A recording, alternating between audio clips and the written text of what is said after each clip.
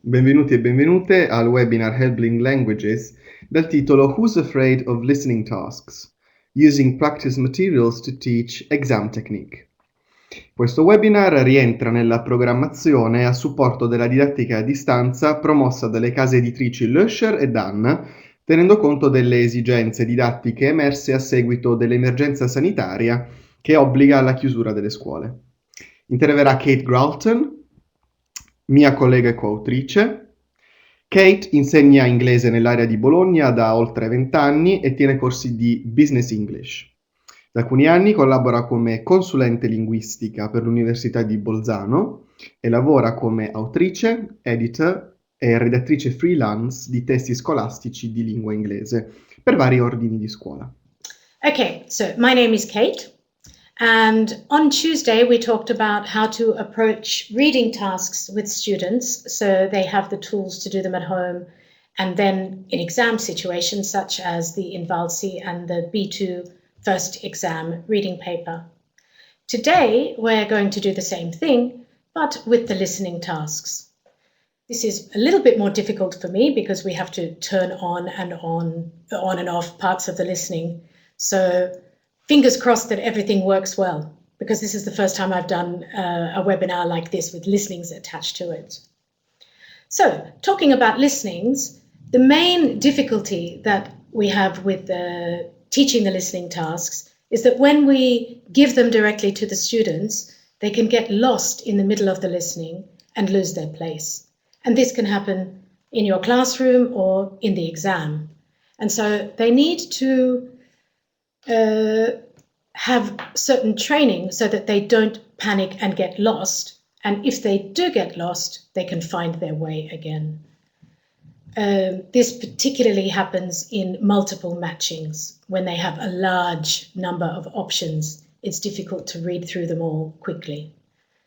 A good idea is to get students slowly accustomed to the listening tasks and build up their stamina and control slowly. So instead of throwing them in with a complete listening, you can break it up into sections so that they can get used to listening for keywords and realizing that the questions actually aren't that difficult. Often when you're doing listenings in class, it's really tempting to just turn on the audio and let the students complete the task and maybe check your emails. Probably a better idea is to introduce the students to each task type and really work closely with them, question by question, slowly taking them through each new task for the first time, stopping and starting the audio. And that way you can point out what they should be looking for and how to know when to move on to the next question, to know where they are in a listening. Then when they're more familiar with the task type, they'll be able to approach it with more confidence and be less likely to panic.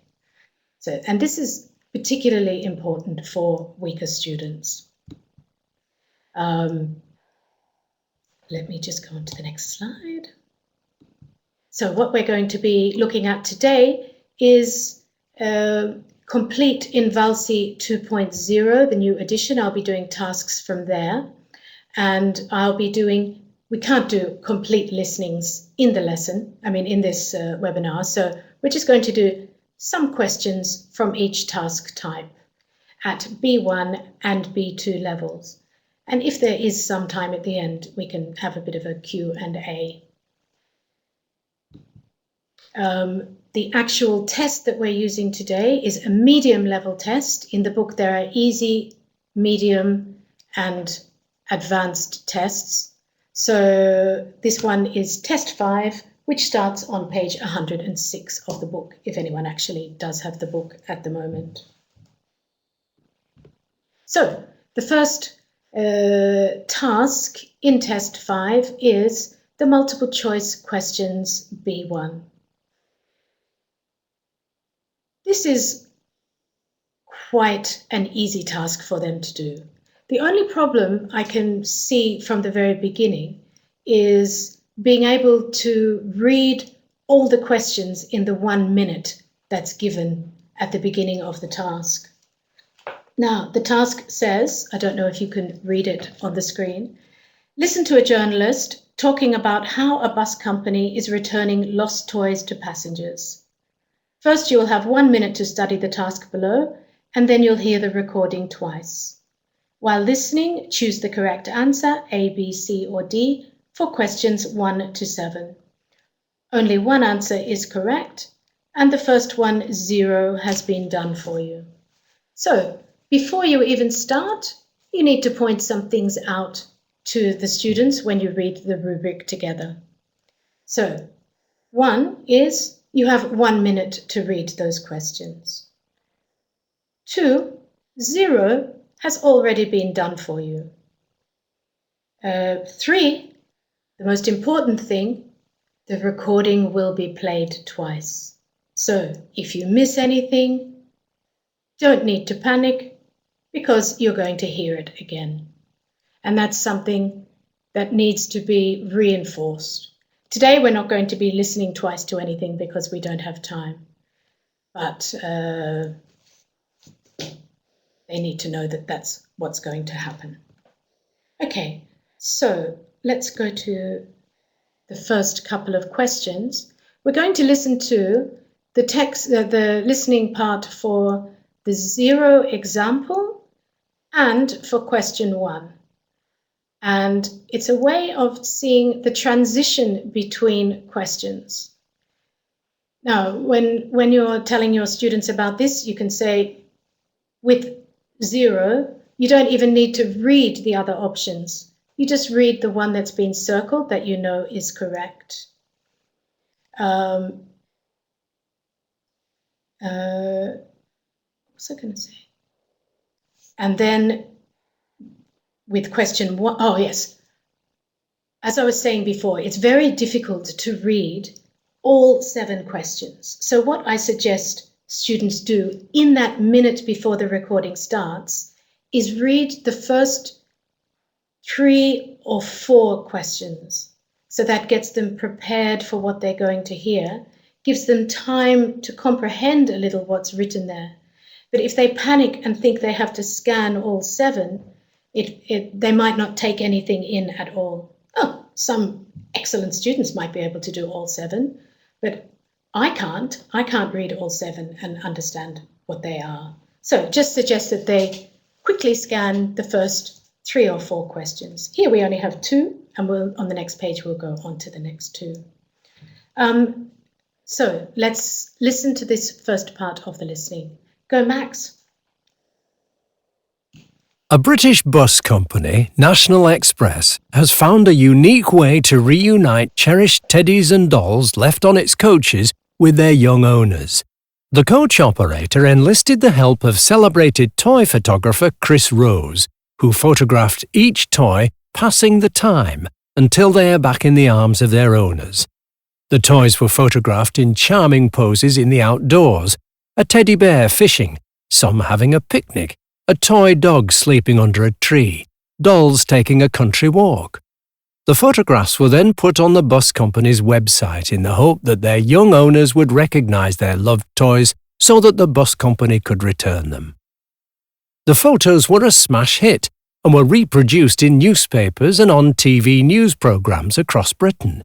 A large number of the toys have been reunited with their owners, though many of them are still waiting for someone to take them back home.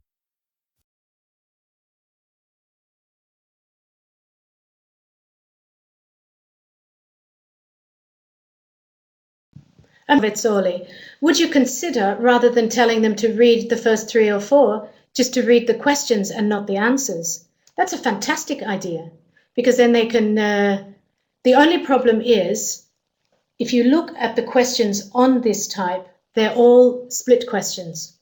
So they probably can't do it. If you get one which has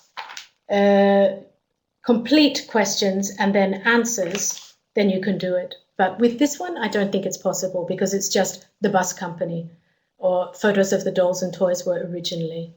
But, I mean, if you can manage it, maybe you could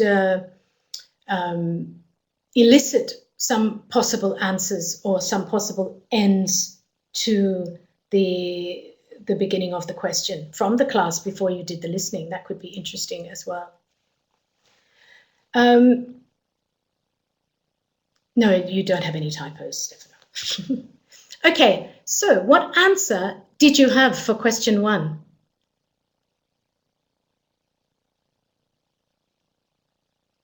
Are people entering answers? Yes. So it was A, and it was quite easy. So usually the first question is quite easy anyway. The same words were used, website was there, and the key thing that they have to see is actually in the question where it says originally, because that's where there could be a mistake made, because it was shown on TV and social media, but the original place was the company's website. But I can't see anybody getting confused there. You've all put A. Thank you. All right. Now, if you have some very weak students in the class at this stage, when you're trying to teach different levels of students within the class,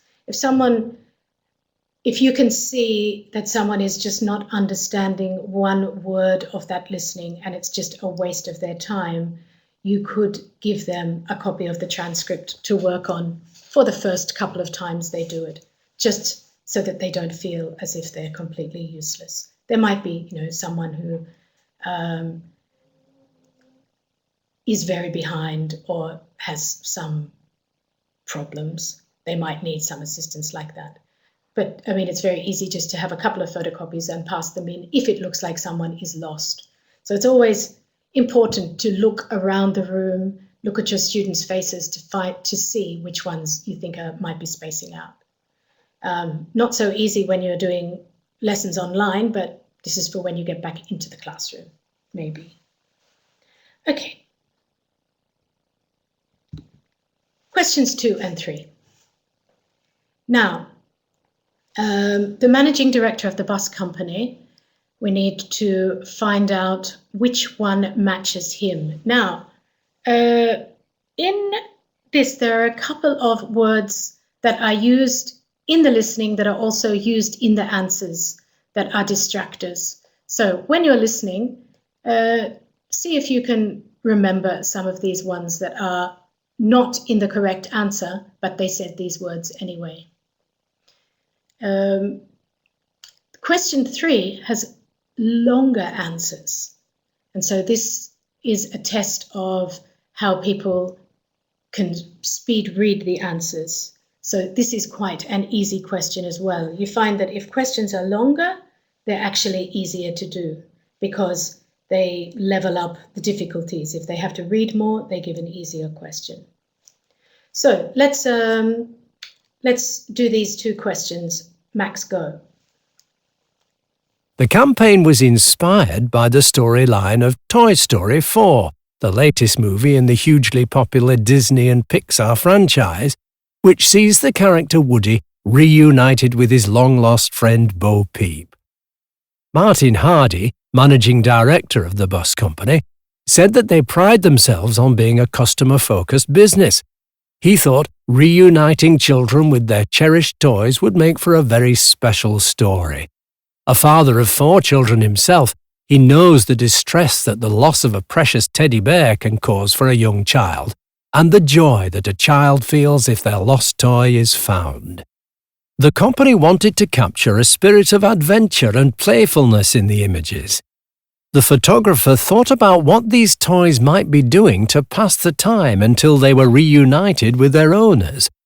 Just like the characters in the film, he imagined they'd be having fun and exploring the world, rather than sitting around and waiting to be found.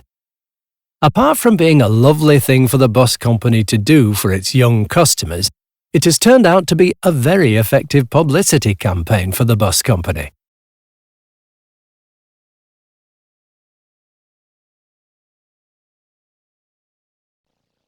Sorry, it takes me a while to turn the microphone back on.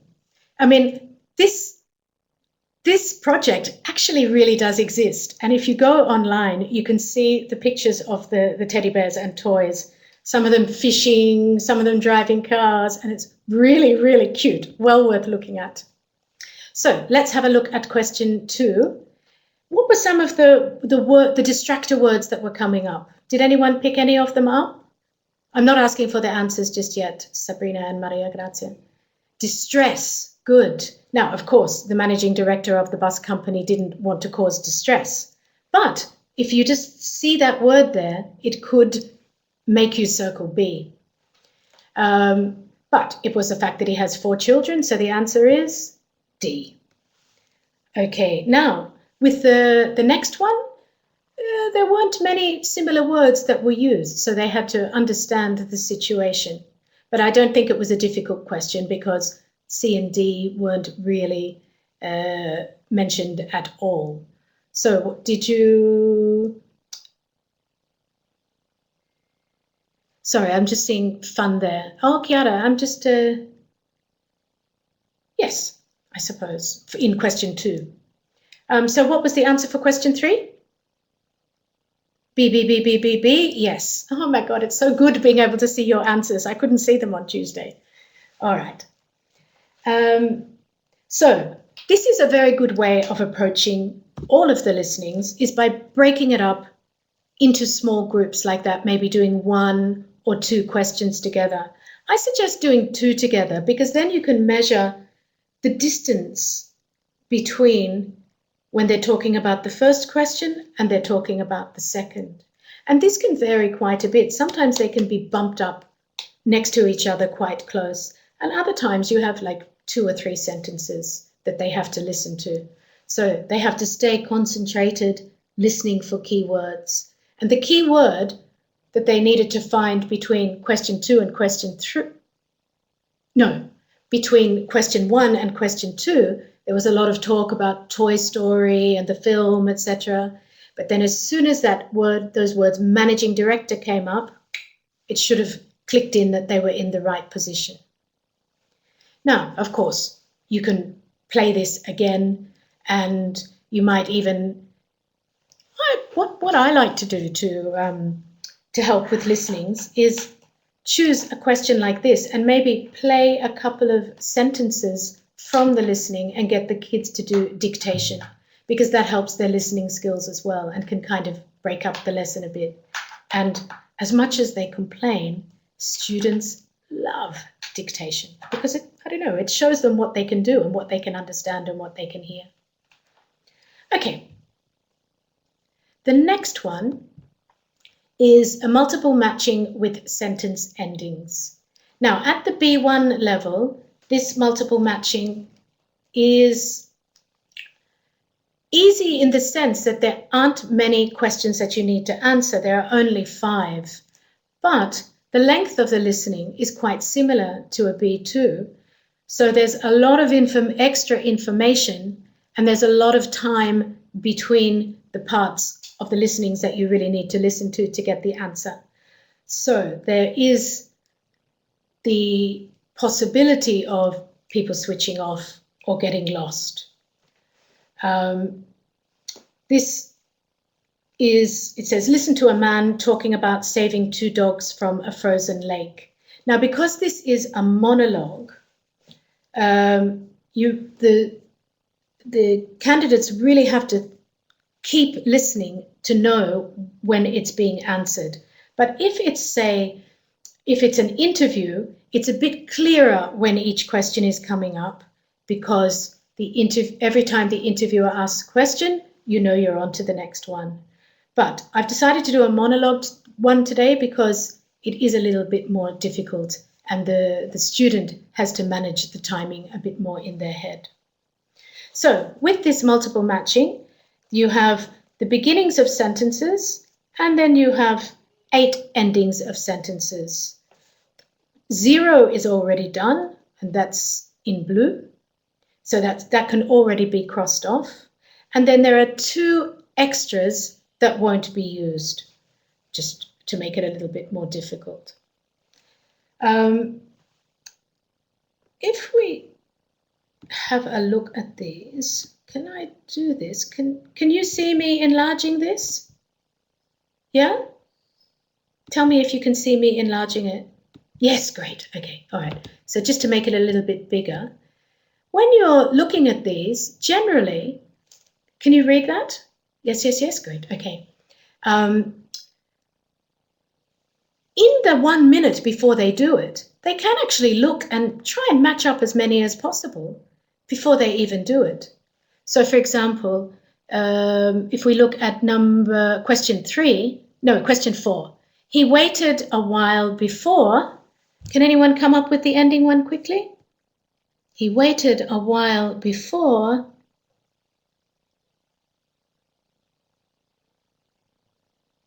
He waited a while before.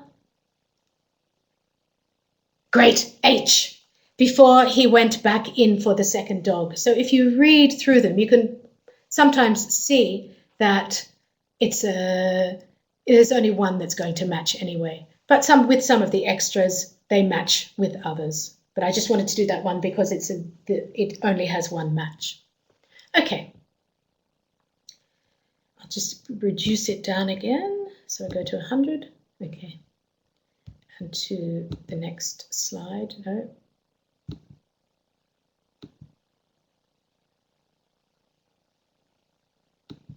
Okay, we're going to do question 2 and question 3 because we don't have time to play them all. But what happened, the story is that this guy and his wife and his dog are going for a walk and it's freezing cold and they see 2 dogs falling into a frozen lake, and this is what they do afterwards. So, of course, if you look at the title, which was, hang on, let me just go back. I rescued 2 dogs from a frozen lake. It's somebody telling the story about how they did this. Now, students have 1 minute to read this task, so they can definitely look at the questions and get an idea of what's going on.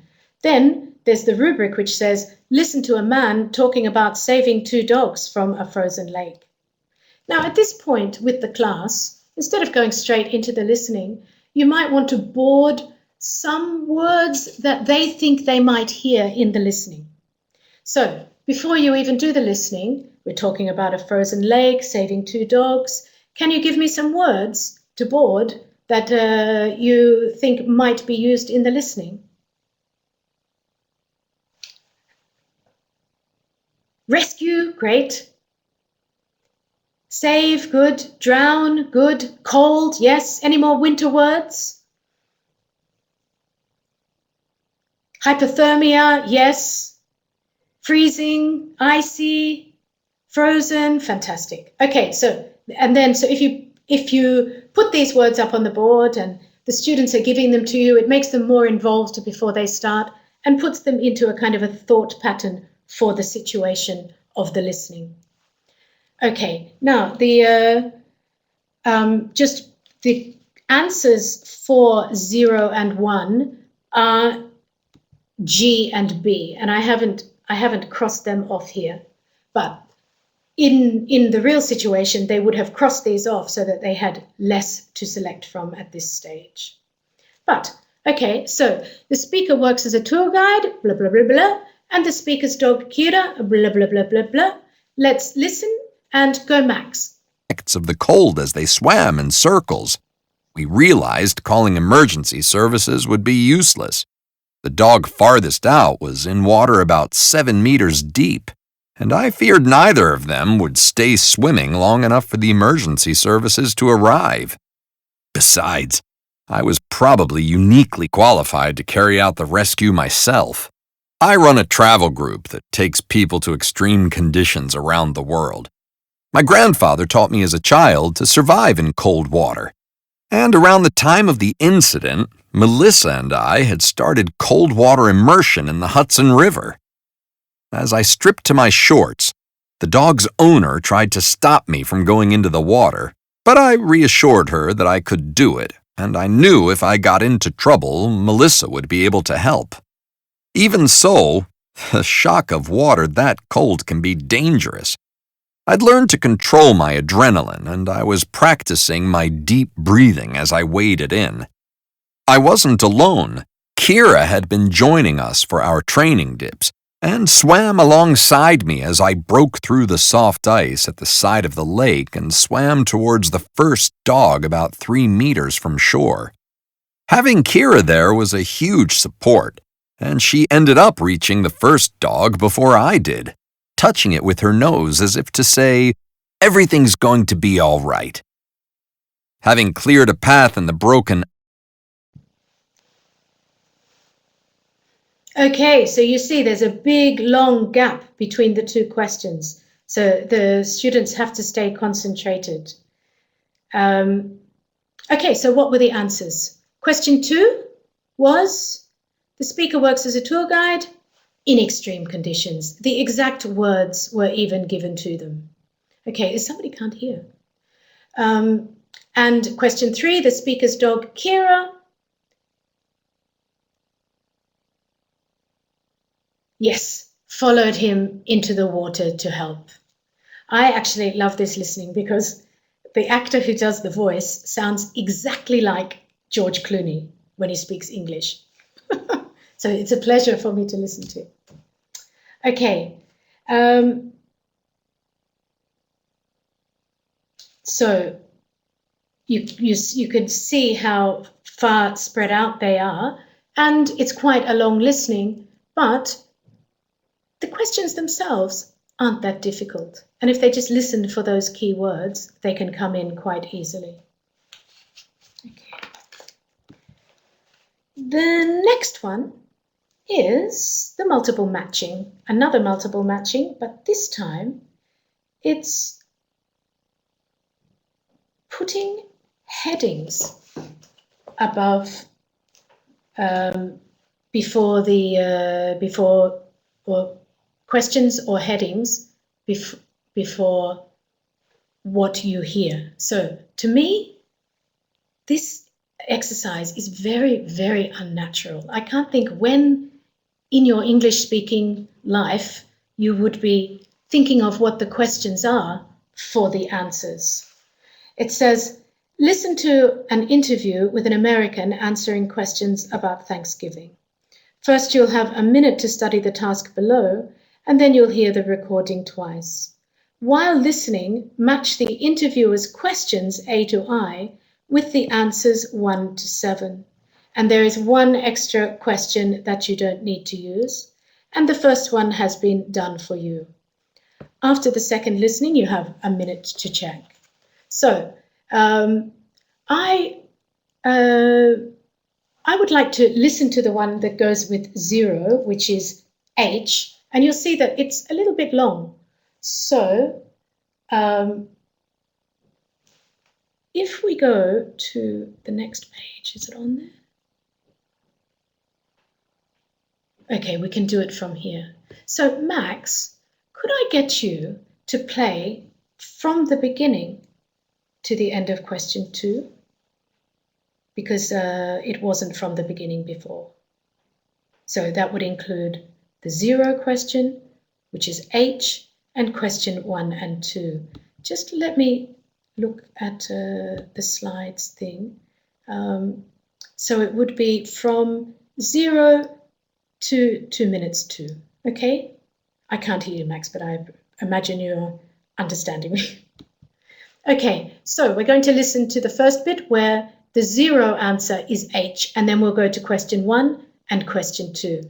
In the meantime, I'll give you 20 seconds just to read through the questions that are there.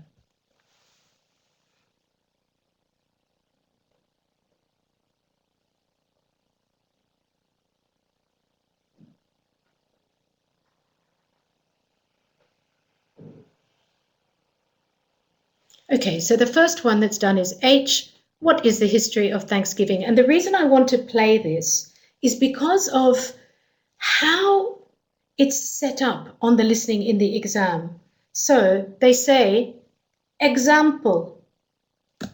And then when there's a missing question, they say, question 1, question 2. And it's really strange. So you have to practice this with your students quite a bit because it sounds so strange. So have a listen to how weird it sounds. Can we begin from 0, please, Max? Go, Max.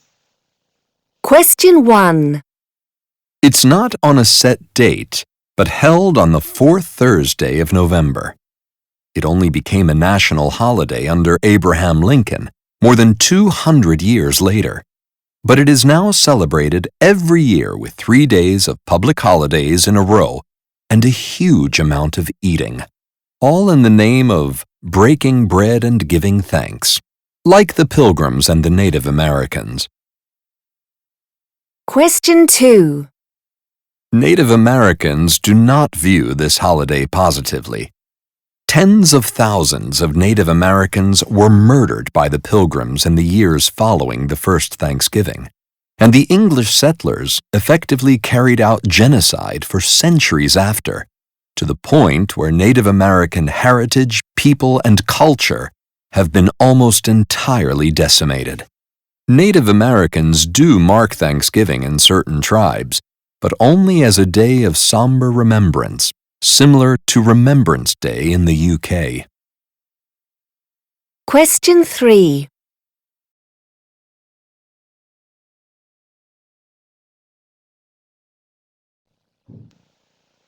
Max, could you go back to 0, please, so that we can hear the example Example. question being given? In 1621, English settlers, known as Pilgrims, in Plymouth, Massachusetts, had a 3-day festival to celebrate the first successful harvest since arriving in the New World. We are taught that the Pilgrims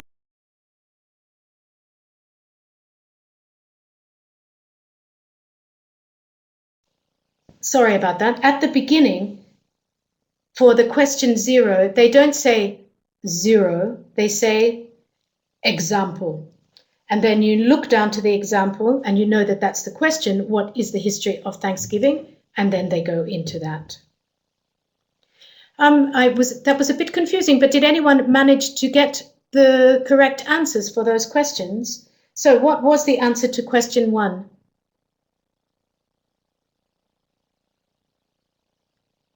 Good. So it was C, and then the other one for question 2? D, the Native Americans. That was quite easy, that one, because the words Native American were in it. Another thing,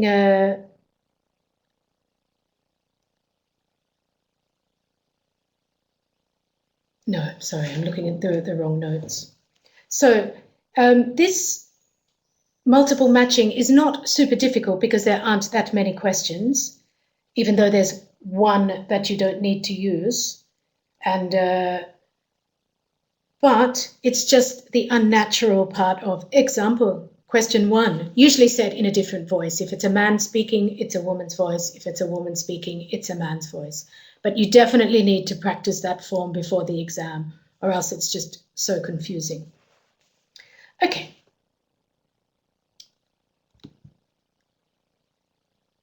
All right. Now, can we go from that second one, please, Max? 3. Thanksgiving today is literally just a simple day where you are meant to reflect on what you appreciate in your life and spend time with people you love. It has no religious element, is celebrated by all Americans regardless of background, and doesn't really have a commercial element, unlike Christmas. It's a nice holiday and is centered on gratitude, thankfulness, and eating. Question 4. Traditionally, families will gather at one house in the early afternoon, eat light snacks, and wait until 4 or 5 p.m., then eat a multi-course meal that makes everyone uncomfortably full and sleepy. They then sit around until the evening, when everyone goes home to sleep.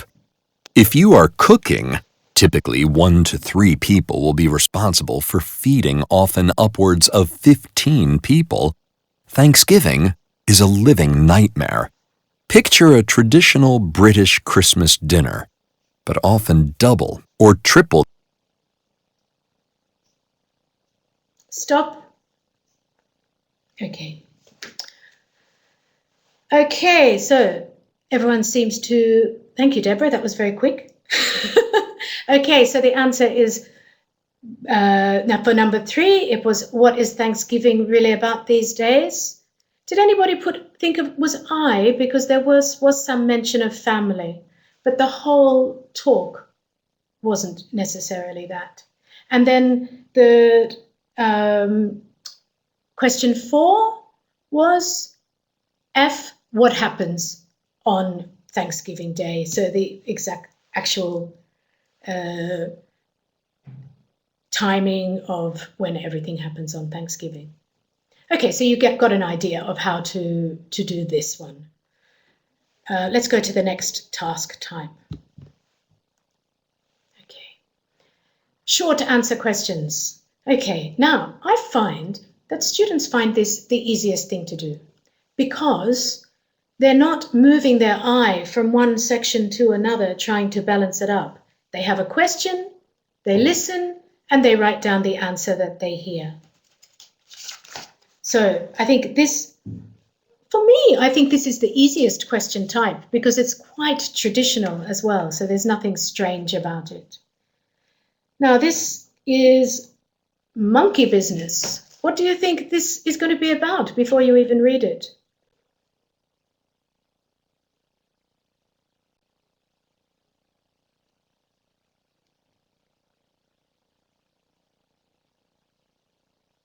Yes, it is a figure of speech. So it might mean something about people misbehaving, but it might also be something about monkeys. So let's have a read of the rubric. Listen to a journalist talking about how retired laboratory monkeys find new homes at sanctuaries. First, you will have 1 minute to study the task below, and then you'll hear the recording twice. And so there's, while listening, answer the questions 1 to 9 using a maximum of 4 words. So write your answer in the space provided. Now, remember, maximum of 4 words, no sentences, contractions count as 2 words, and and of course, all the questions are in the order of the text. Probably in that minute, they do have time to read all the questions. The questions here are quite long, but they're not very difficult to answer. Now I'm going to do questions 6 and 7 from here. But what the story is about is that when monkeys are used in experiments and have horrible lives in the laboratory, when they retire, in America they have these nice places where they can live free for the rest of their lives. It sounds very nice. Okay, so let me go to the next one. So we're going to do question 6 and 7. Now this is an indicator. I want to show you when you have as many as 9 questions in a listening, sometimes they can be very close against each other. And this happens in this case. So be prepared to have to write your answer quite quickly because they're very close to each other. Most primates in accredited sanctuaries are chimpanzees, capuchins, and squirrel monkeys. They come from research facilities or the entertainment industry.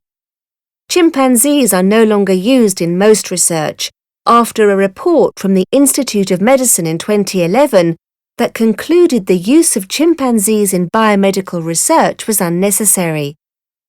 Besides funding, researchers are concerned about sanctuaries' standards and their financial viability.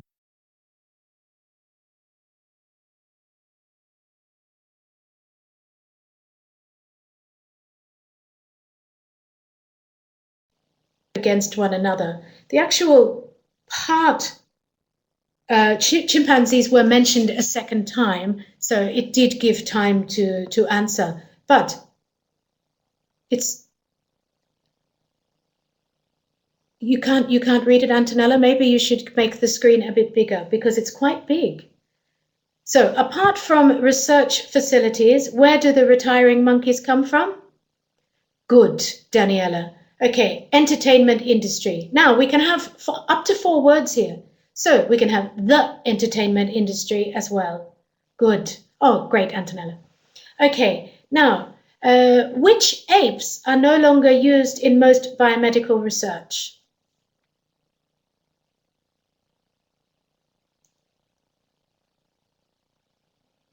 I can't see it. Okay, chimpanzee. Good. Now, Paola, you've spelt it a little bit wrong. It's only got 2 E's. So that's a typo, of course. But this is just an example of things that are difficult to spell. If you're not sure how to spell something, just write it anyway. And but it is important that they are spelled correctly, but it's better to write something than nothing. So when you finish the listening, go through and check the spelling very clearly and make sure that you haven't written more than 4 words. Okay. Now, if those questions were close together, this is less likely to happen if it were an interview situation where someone is asking a person questions. But this, again, is a monologue. So the students have to be ready for it to come in very quickly. The entertainment industry is quite long to write. So then when they heard chimpanzees, they might freak out a bit. But the question, the speaking about it extends a bit further, and there is enough time to write it. Okay, the last one is multiple matching with sentence endings again, but this time with a lot more questions involved. There are a 0 question and 8 questions, and then it goes up to A, B, C, D, E, F, G, H, I, J, K, which is 10, I think, with 2 extra not used, and the 0 question, which is already marked.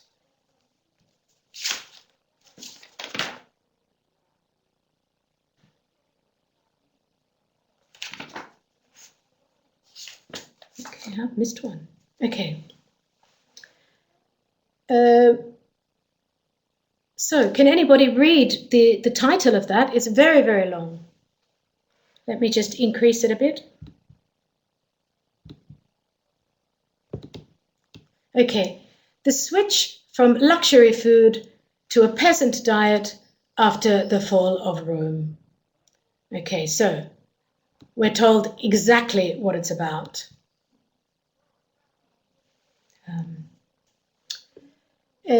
So it says, listen to an archaeologist talking about a change in the diet of ancient Romans. First, you'll have 1 minute to study the task below, and then you'll hear the recording twice. Now, I'm actually going to do quite a bit of this, just so that we can practice this one, because the multiple matching probably needs to, you need to spend a bit more time teaching the class how to do these ones, because there's so much eye movement from question to answer that it can be quite daunting. All right. Oh, I have to make it small again.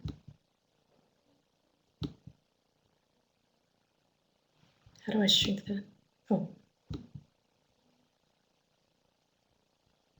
Okay, thank you. Now, we'll start with the 0 question and question 1. Now, we know already the answer for 0 is G, but with question 1, we're searching a lot. But maybe before you even start, you could read through the questions, and there might be one that stands out that's probably the correct answer. So, researchers have shown that the events of 455 AD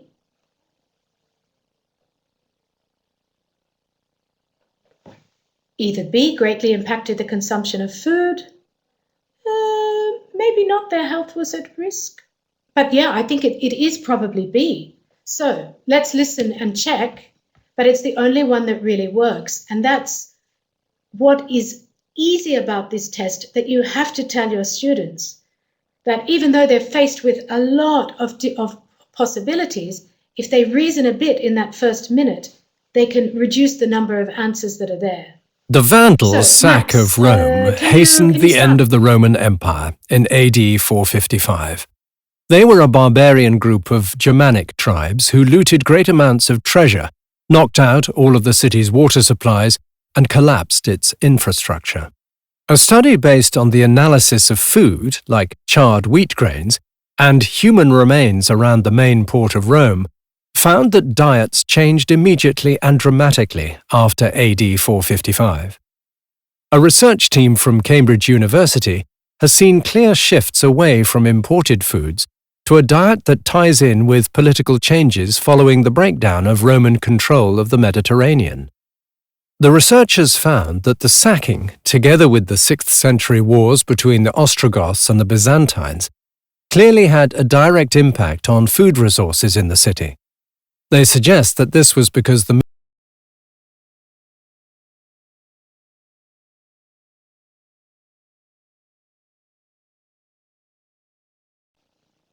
Wasn't the exact words, but greatly impacted the consumption of food.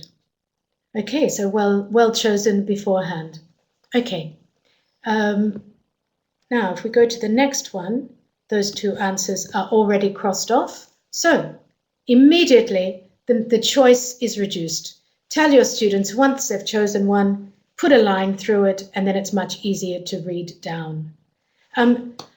So, Portus Romae was the key port, blah, blah, blah, blah, blah. The Sacchari were the workers in the port, blah, blah, blah, blah, blah. Let's give it a go, because at this stage, you probably haven't had time to read the answers, so you'll They have to suggest select that it this from was looking because at the it. main port, Portus Romae, Rome's gateway to the Mediterranean, was compromised. For more than 400 years, Portus Romae had played a key role in directing imports, such as food, animals, marble, and luxury goods, from across the Mediterranean and around the world. Then, suddenly, this pivotal point in the world's trade routes was no longer a big player. As the Roman Empire collapsed, the position of Rome as the hub of importation for Europe disappeared. The team analyzed plant, animal, and human remains, reconstructing both the diets and geographic origins of the Portus inhabitants. The human remains belonged to a local population involved in heavy manual labor, probably the Sacchari, who unloaded cargoes from incoming ships. When looking at the individuals dating to between the early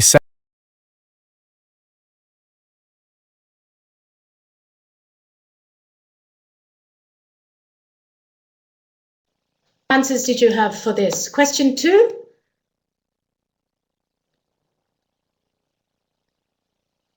I, good. And for question 3 was C. And it wasn't that difficult at all. Now, I missed one out.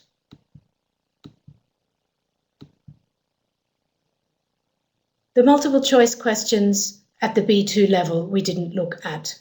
So this is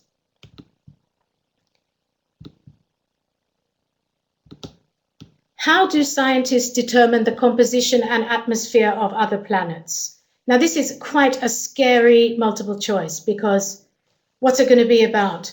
Science, some quite difficult physics maybe, but the case is with these, when the topic is more difficult, the questions tend to be quite easy. So listen to an astronomer talking about the composition of planets. Okay, so the first one is already done, but I am doing questions 2 and 3. So I'll just reduce that a bit. 2, 3, and 4.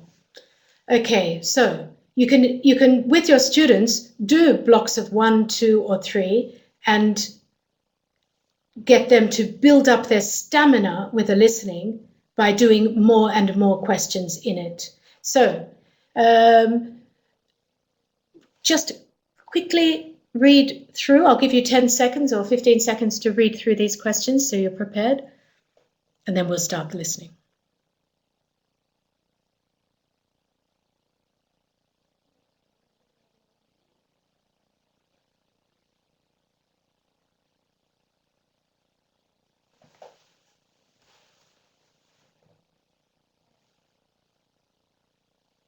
Okay, go to Max. mid-50s.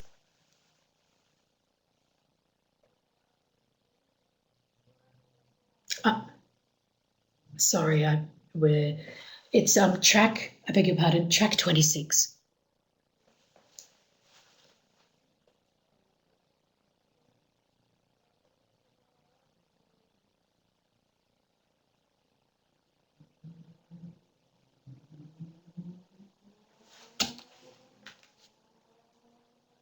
From 54, 54, 26.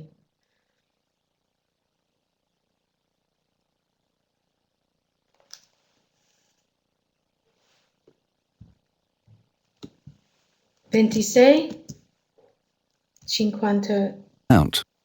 When we look at our own solar system, we can make a very educated guess about the composition of the other planets because they are so close to Earth. For some planets, like Mars and Venus, we have physically been to the surface and determined what they're made of, but we haven't visited the surface of many of our other solar system neighbours.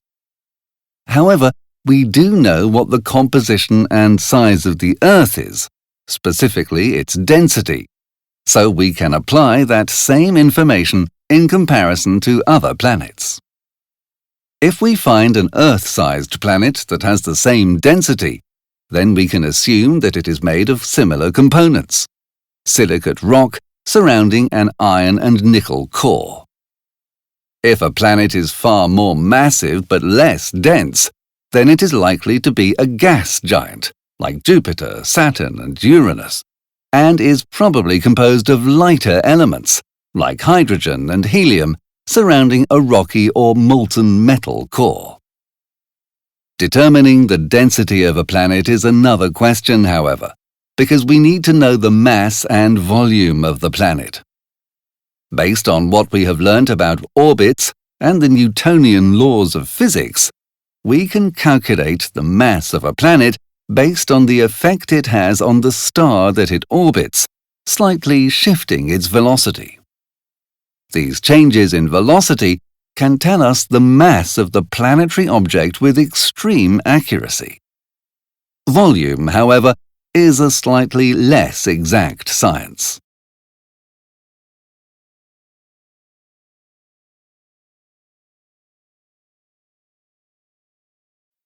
By watching eclipses, when a planet passes in front of a star, or a moon passing in front of a planet, we can detect the dimming of light caused by that crossing. When a planet crosses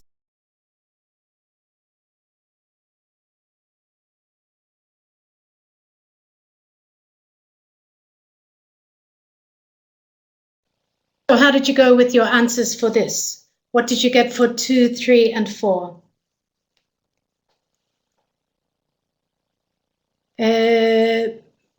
B, A, C is the correct answer. It can be calculated by observing eclipses, was question 4. But because the listening was stopped, it was probably a little bit more difficult to work out that one. Sorry, Daniela. Okay, but can you see how you can do it in blocks of 3 like that?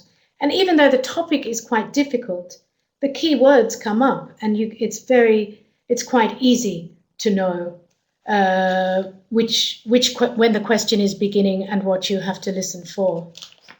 So those are all the different types of invalsi forms, and I hope this has been useful. At the end of each test in the book, there is a self-check table where students can put in the marks of what they got and then decide if it's easy or difficult or okay, how well they did. And then they can see which exercise types, because they're always in the same order throughout the book, they need to do more work on.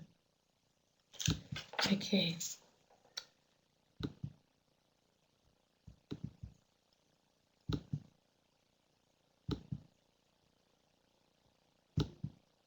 Okay, so these are the books from which these listenings were taken today. It's the Complete Invalsi 2.0. The one next to it, Fast Track, is a book that can accompany it. It has an extra 4 tests in it, which are different from the other Complete Invalsi, which has 8. Okay. Any questions? Thank you. Over to you. Thank you.